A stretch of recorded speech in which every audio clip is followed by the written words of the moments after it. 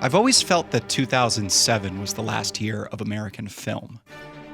The five families, as we know them, haven't been able to regain the high ground on which they stood on that warm spring day at the Kodak Theater in February of 2008.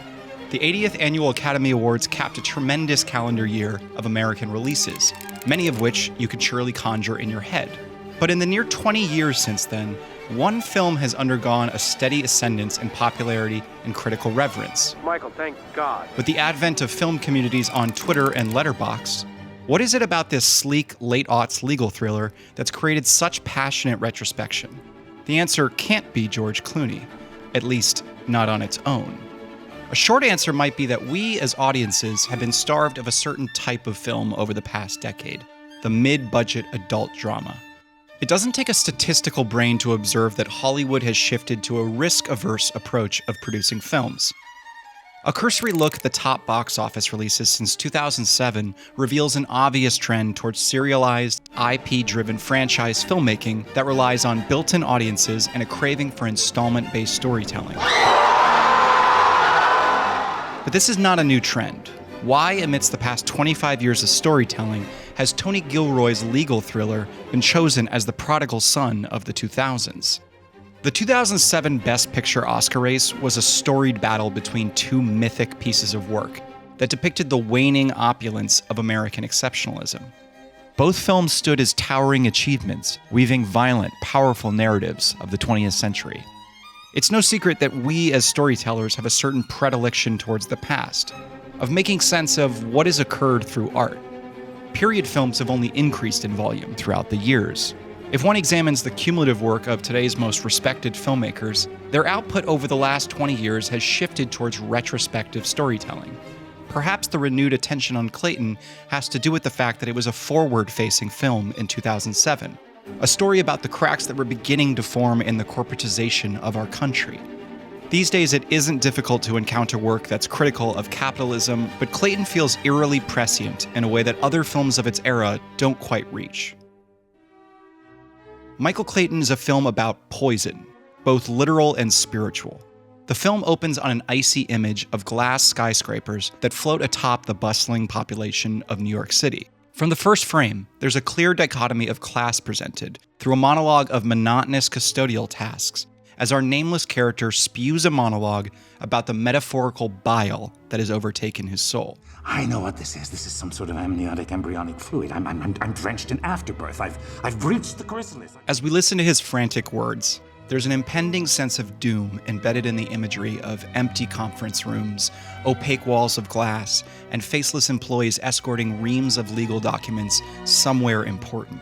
The cold and clinical setting conjures an unwavering sense of unease, a feeling that this supreme institution of power may be teetering on the edge of some kind of collapse. Until finally, the tension releases and we are live, as Tony Gilroy's screenplay puts it.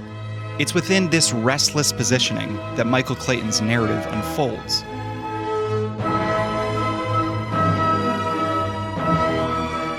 The spiritual poison of Michael Clayton is cultivated in rooms like these, a hive mind serving the bottom line. Our three main characters, Michael, Karen, and Arthur, are on the verge of collapse, both mentally and physically. They are all fixers of a sort. Michael is a bagman, a janitor whose sole purpose is to grease the wheels of the law firm Kenner, Bach and Ledeen, an agile and charismatic problem solver who is neither heard nor seen for too long. Arthur Eden, the star litigator of the firm, has spent 6 years building a multi-million-dollar defense for U-North's use of pesticides that has resulted in the death of hundreds of civilians. It's upon recognizing his own culpability that he experiences a spiritual awakening, a thirst to cleanse his soul from years of wrongdoing. Finally, we have Karen, the senior litigating vice president and proverbial ice queen of the agricultural firm. Her manic desire to protect herself and U-North from the edge of legal and financial collapse abets a total disintegration of her moral and ethical being. These three characters operate as figurative gaskets, controlling and monitoring the flow of highly sensitive information through the institutions they work to uphold. It's when their positioning in that system gets threatened that they begin to unravel. 2007 marked a turning point for economic excellence in the United States. We were 6 years into the War on Terror. spending billions on military campaigns in the Middle East with no end in sight.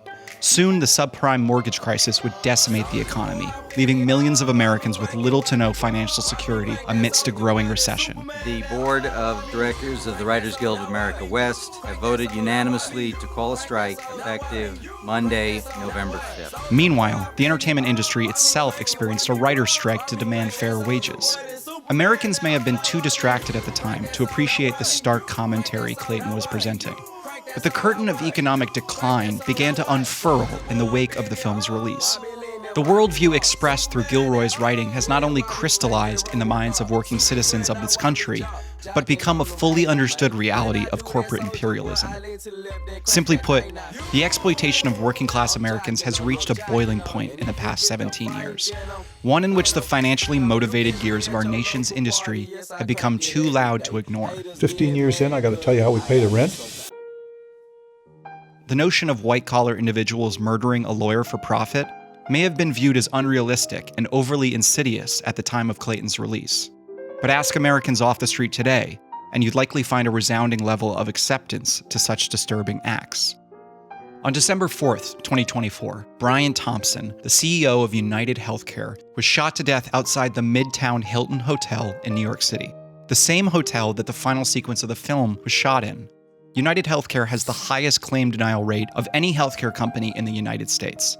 The reaction to the attack was polarized, with many expressing feelings of righteous retribution towards an individual who personally oversaw the denial of care and contributed to roughly 26,000 preventable deaths of U.S. citizens. That's what we're doing with the data and technology-enabled capability to make good decisions for the patient in real time. And as general counsel, what I do, what our in-house department does, is to analyze the dimension of the problem or the opportunity to determine the jurisdiction and to outsource our business to those firms and talents that we think can help us the most. This act of vigilante justice bears a striking tonal resonance to the themes and expressions of Michael Clayton.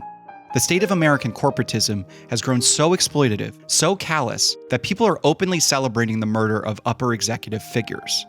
But the central reason why Clayton has seen a renewed level of attention may lie in its Kentucky-based leading man. Today, George Clooney occupies a dominant role in the entertainment industry.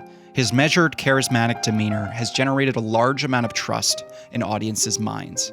And yet, in Clayton, he occupies the role of an average suit-off-the-rack lawyer, a Mercedes lease to protect an image of control, an Irish Catholic, second-generation cop's son, as Gilroy's script puts it. Michael, as many Americans have in the past decade, wakes up one morning with the realization that he's perhaps wasted the last 20 years of his life, and upon fighting to regain control of it, he gets punched in the face for 2 hours straight. We're not sitting here for 45 minutes waiting for a goddamn referral. I don't know what Walter promised you, but I can A tell you miracle this. worker. That's Walter on the phone 20 minutes ago. Direct quote, okay? Hang tight, I'm sending you a miracle worker. He misspoke. About what? About the fact that you're the firm's fixer? Or that you're any good at it? So why, then, choose Clooney to occupy this role? If he represents a pillar of artistic and financial success in Hollywood, what authenticity could possibly be felt by casting him in the role of a middling corporate lawyer struggling to attain fulfillment? While money and star power are obvious explanations, there's a further element that can be observed. He acts as a surrogate for the struggles real-life Americans were facing. The average citizen certainly wouldn't identify with the lifestyle Clooney experiences as a celebrity, but there's a subconscious effect in seeing such a celebrated and successful figure cosplay as a distressed, strung-out worker. It's a tremendous feat by Clooney, whose career up to this point consisted mostly of suave, disaffected performances that are upheld by a seemingly endless supply of confidence and charisma. In Clayton, he's a mess, a bruised and beaten man cornered by circumstances of his own making. Clooney delivers every moment with a blistering honesty unlike anything he's done before.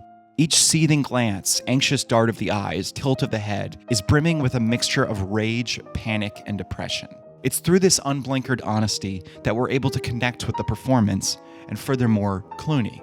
The distance that would otherwise be felt towards a character like this evaporates in Gilroy and Clooney's empathetic characterization of moral and spiritual reckoning.